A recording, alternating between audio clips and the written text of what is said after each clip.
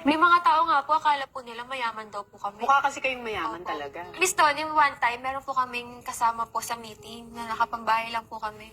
Kinuruan, Pinagalitan kami. nagalitan niya po kami. Sabi niya, harap kayo sa mga client, tapos ganyan Yung yung itsura, suot niyo. no?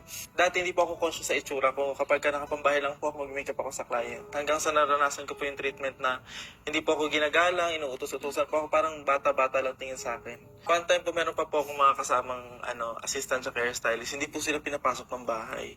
Sabi, sino yung mga kasama mo? Ikaw lang papasok kasi parang hindi daw po kami mukhang mapagkakatiwalaan. Ganon. Mukhang kawatan ba? Oo.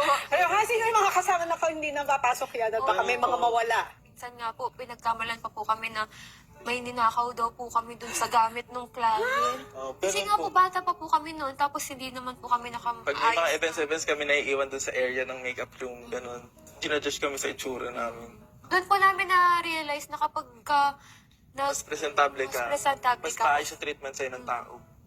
Kaya ganun Kaya na lang din po ganun kami po mag-invest sa sarili namin. Kaya siguro